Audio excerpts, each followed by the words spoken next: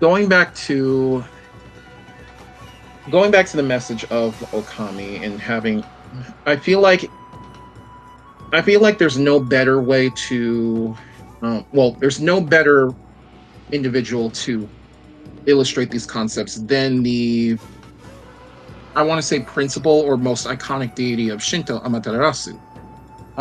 There's no From what I can tell, there's no instance where Amaterasu has ever taken the form of a wolf in Japanese mythology. That one is tied to a different myth called the Ooguchi Mogami, or Makami, for those of you who play Persona. Um,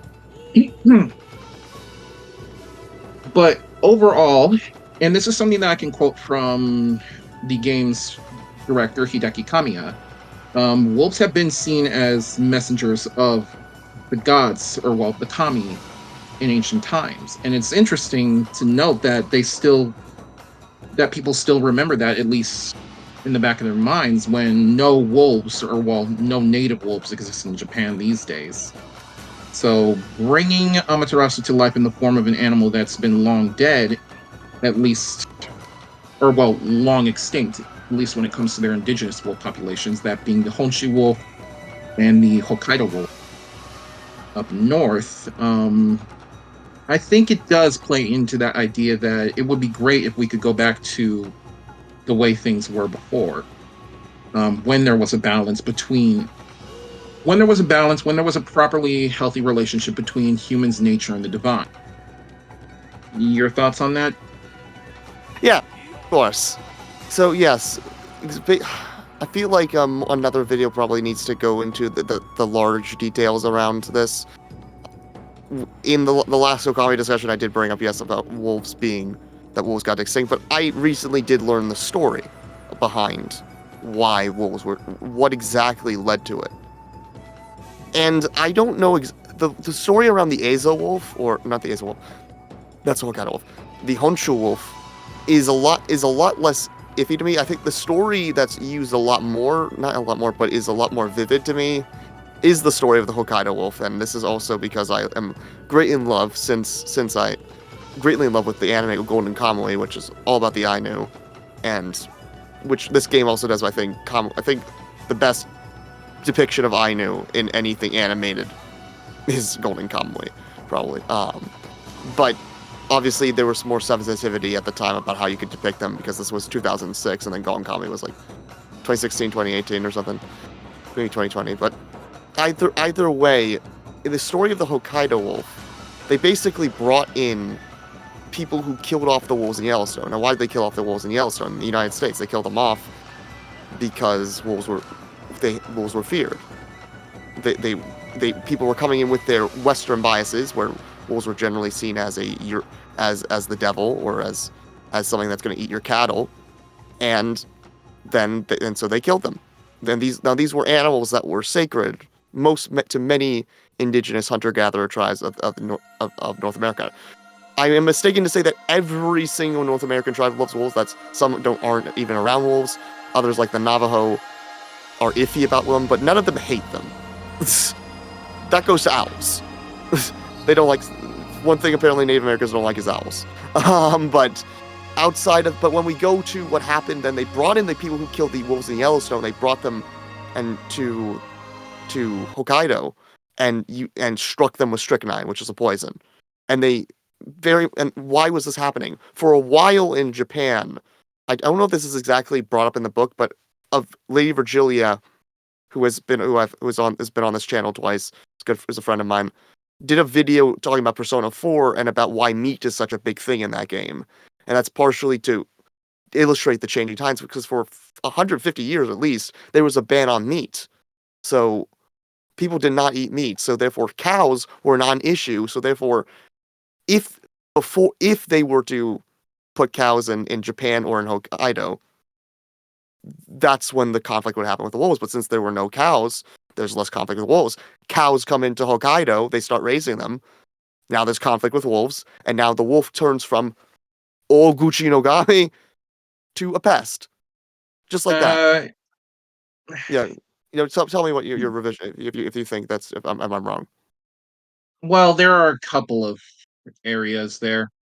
When it came to the Hokkaido wolf, they would have been venerated by the Ainu as Kamui, the Yes, of howling course. god. Yes, the Howling God, Um, exactly.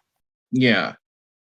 No, I So that's no, really yeah, the main thing that I wanted to address before we go forward with that. no, of course, The deal with the Oguchi Magami falling out of relevance in the Honshu Wolf is that it was a byproduct of the Meiji Restoration period, exactly. where Japan was trying to shape up so that way it could reflect European superpowers. And of course, that led to a lot of development, as well, overdevelopment of towns and villages across Japan, and basically encroaching upon the natural habitat of Honshu wolves across the mainland. I did not say that Ogochi no Agami is what the Hokkaido wolf was seen as.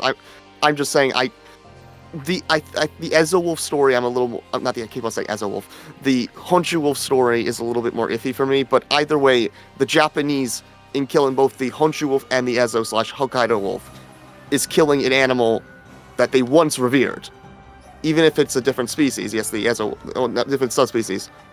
They still venerate wolves at one time. That's a stark difference to Europeans coming in to North America and and killing off an animal they didn't care about, but the people there did.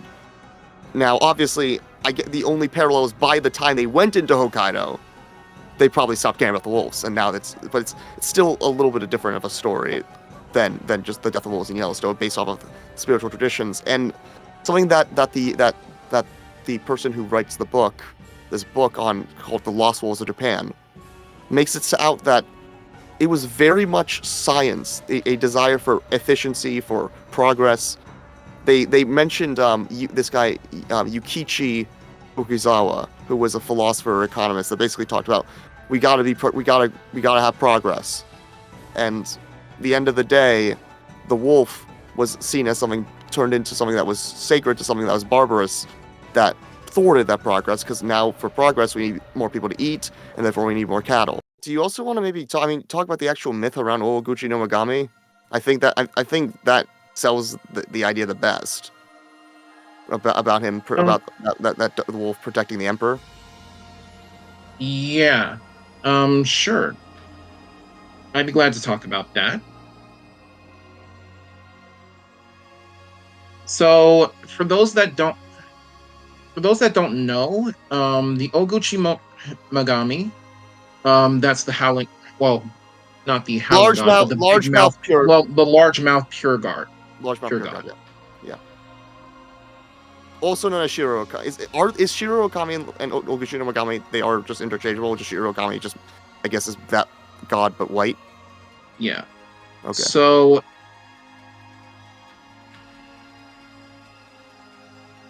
I was pulling up an article that my friend Sahoni had forwarded me a while back when he was conceptualizing a character that isn't Oguchi Mogami.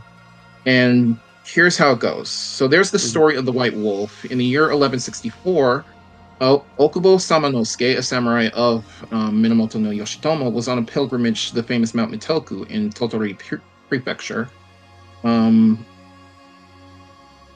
to pray for the revival of his house. And on the way there, he met an old white wolf who was a messenger of the god Myoken. That's just one story that is attributed to that. That's attributed to the Oguchi Magami. There's something very important about the Oguchi no Magami is that it wasn't overtly just it's a good boy. Oguchi no Magami is just not just a good boy that can give belly rubs too, as Yeah, Amaterasu is. She's a good girl, but or good mom. But Oguchi is very much important. That was both seen as an awe, but also a dichotomy of awe and fear. That fundamentally still yeah, actually encapsulates the Japanese relationship to nature perfectly. Because why are the kami? Why did they fundamentally have to make the kami outside of a little Taoist influence? It's because Japan is, as obviously you could easily say this. I don't need to say this for you. That is a very um, stormy place with earthquakes and tsunamis and everything.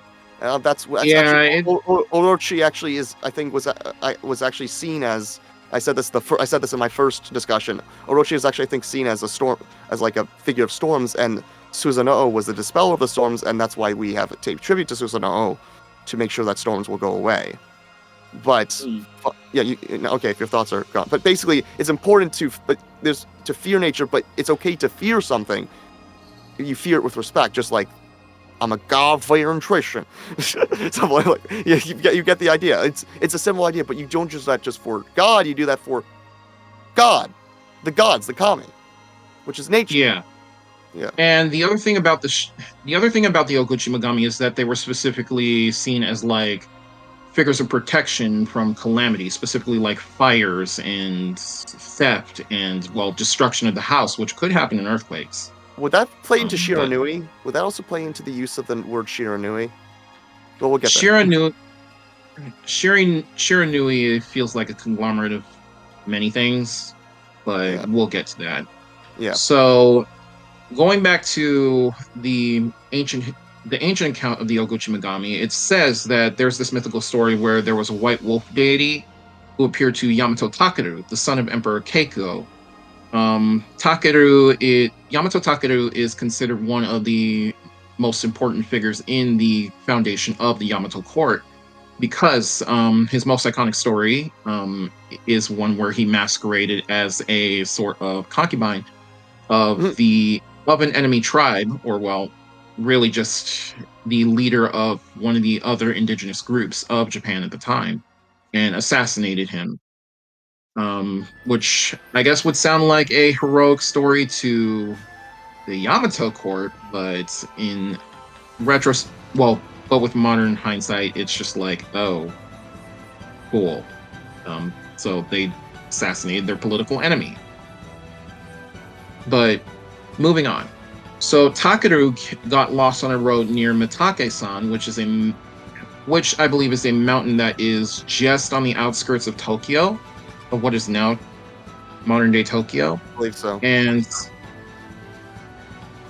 at some point, a local demon had shapeshifted into a white deer and obstructed the road. And then the white wolf showed him the way and led his army on the right path. And Takeru commanded the wolf to stay in Mitake-san as a true god in order to slay any local demons.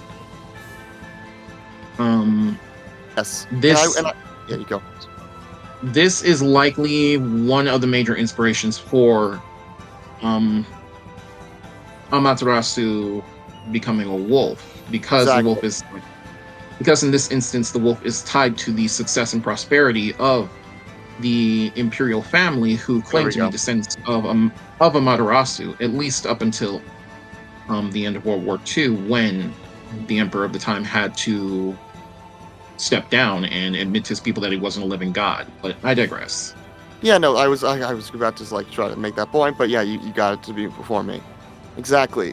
Even though Amaterasu is not a wolf in any way, the wolf is fundamentally connected to the emperor. So something, and I think that's interesting about the sort of polarity of forces, because the emperor is masculine, but the emperor has the motherly source behind him, which is sort of the polarity of opposites of a thing of wild nature, which again obviously isn't as, I don't think Japan would understand that there's things that they can't be controlled and accept that things can't be controlled. There's what was it? Why did I just forget the name? There's a Japanese phrase that I'm going away from me, but it's just that basically means it can't be helped. And that was used for storms, but now is adapted to Japanese people saying, "Oh, we can't change society." Why am I forgetting the phrase? But I've talked about it many times before. And Lady Virgilia is the one that I learned it from. But either way, that you have this more wild figure, but that is of outskirts of society, fundamentally seen as a protector, and it's a wolf, not a dog. So, very important that there's a sort of wildness behind this figure. But of course, now we've killed off our protector.